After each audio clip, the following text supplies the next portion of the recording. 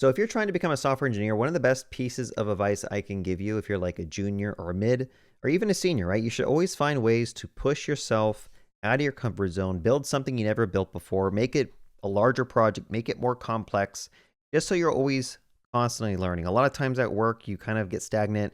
You're kind of working on, fixing a bug or adding a new feature. That feature is very similar to what you've done the past 100 times over your past 15 years of career. And so you do have to kind of try to build new things to stay engaged and to not just basically feel like you're, spending 8 hours a day doing something that's not enjoyable.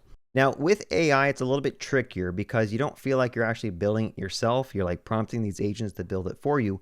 But there are still a lot of decisions that you have to make as the engineer. Like, do you want to store the state of a machine inside of DynamoDB? Do you want to store it in an S3 bucket? Do you want to store it in Postgres, right? There are cost associations with where you're storing the data. So one of the projects I've been trying to work on, and I've been using Mission Control, which is also a project I've built out, is I'm working on a CLI tool, kind of like Fly.io, where you can point it to a project, and then you can basically deploy out an entire application by having it analyze a Launchpad TOML file.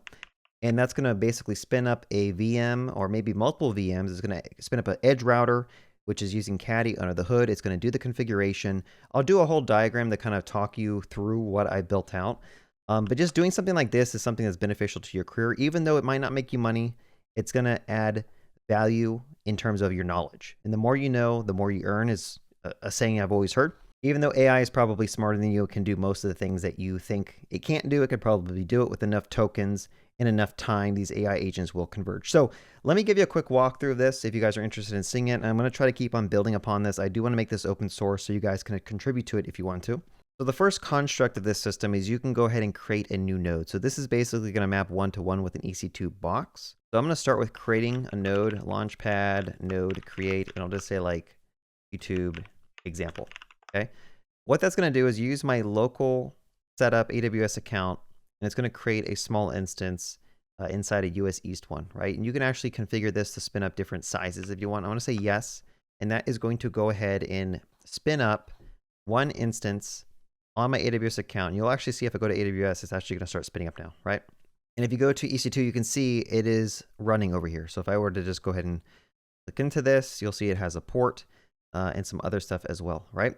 So now that that is done creating the actual node, I can just go ahead and look at my Launchpad TOML file, which is what defines the services that you want running and what node they're going to be running on. So for right now, I'll just say like, I'm going to change this one to YouTube example. And then down here, I'm also going to just change this to YouTube. There are a lot of things I want to improve with the user experience. I've only been working on this for like a day, basically, just prompting Claude Code to have it build out a ton of stuff. But the idea is now that we can actually do a deploy now. And since we told it what nodes we want this stuff to live on, it's going to go ahead and build those Docker containers and deploy them out to that instance. Now, in our case, we don't have enough memory to do these, so we do have to kind of like change this a little bit. I'm going to go ahead and just say like 256. 256. Again, this is just estimates, like depending on how big your service is. Maybe you want to use Go and you don't have to use much memory. But I think having that should at least get it to work.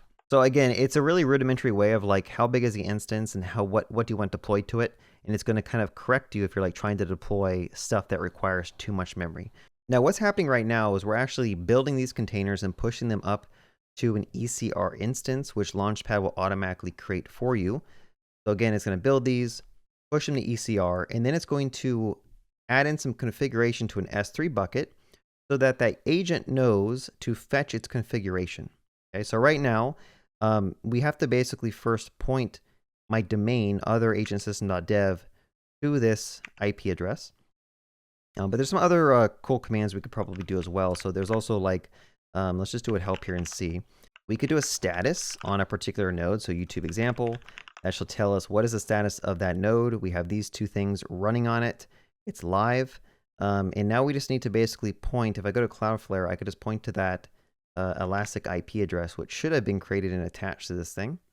Okay, so now we have an Elastic IP address, and then we can go to other agent system dev, and at some point, this should fully get set up. Now, some other things I added in was the ability to view the actual like logs. So for example, if I wanted to see the logs on the web service, I can just go ahead and say launchpad logs web. And if I'm in the directory of this project, it'll just go ahead and print out my logs.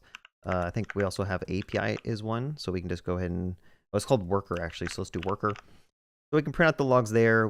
There's also a way to view the status of the node. So if I type in launchpad node monitor, you can kind of get a readout of, the CPU and the memory of all the workers on the machine. I think there's a way to do a watch here, and that should kind of update over time. So honestly, I'm just trying to add in the basic features you would need to be able to like have applications deployed out. Again, this is not for like enterprise development. This is for like side projects or indie hackers who just want to deploy out a quick little project and not have to worry about signing up for a third-party hosting platform. There's been a lot of security things that have happened in various platforms, people leaking databases and whatnot. Sometimes just hosting on your own VM that you spun up seems like a safer approach. And it's also just, again, for me to learn and just try new things, right? But anyway, let's see if this domain is working. Let's click on other agent system dev. And here we go. So now my application is live. The agent is fully configured with HTTPS. I can access my application. If we wanted to deploy out a new version, so like hello from Launchpad v2, let's say I wanted to just maybe change how this worked in the server. I'm going to go ahead and just say, instead of returning some hello here, I'll just say hello world. Go ahead and save that, and then we can just do another deploy here. And that should rebuild the container, push it out to ECR. The agent running on the VM is going to eventually pull for the changes. It's going to do a reconciliation to figure out what changed. And it's going to see that I need to deploy a new container version, right? Now, I did prompt Claude Code to add in rolling updates. So we shouldn't get any downtime. It should spin up a new service, and then it should update Caddy to point to the new service. And we should be able to continuously refresh this. And you can see right here, it's kind of doing load balancing between both of them, hello world, and also just the hello from, until eventually the original network will get drained, and then the traffic will never go to the old node, right? And I think now it's actually fully cut over, okay? So we're not getting any requests to the other old node. We have the new version up, and eventually this will be finished with converging, and everything will be done. All right, and so now this is fully done. It looks like everything is up to date. And yeah, so that's kind of what I've been working on. Again, I'm just trying to experiment with building something new, try to build something more complex than I've ever built before. And a lot of the choices that you kind of have to make when you're building this stuff out, that's what's becoming the important part with all these AI agents. Like, I didn't write a single line of code for all this stuff, for all these 140 file changes. Didn't write any of it, but I did chat with these agents for a very long time to understand, like, what do I want from a developer experience? How do I want this thing to work? What are the things that are important to me? What are the things that are not important to me? Where do I want the data to live? Like having it be stored in S3 versus Postgres versus DynamoDB. These are all choices that I had to kind of take into consideration and prompt along the way to make it the solution that I want, right? Yeah, I'll probably work on this a little bit more. I'm going to try to do more videos just using Mission Control to build it out, maybe do some live streaming on it, and then actually get some of my services ported over to use it.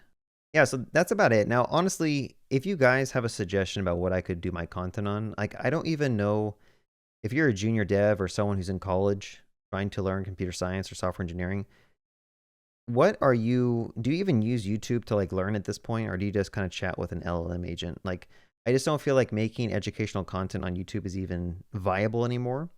Not sure how useful it is, but I would be curious if you guys have suggestions about what I could do on my channel. I want to do more diagramming stuff, but again, even that, I don't know if drawing diagrams and teaching about load balancers and how all this stuff works on AWS is even valuable at this point. But yeah, I'm just trying to figure out what to publish on my channel, and I could just use your help. Just leave a comment if you have a good idea about what you truly would want to see someone teach. Just want to teach, but it doesn't seem like teaching is very viable anymore. Anyway, have a good day.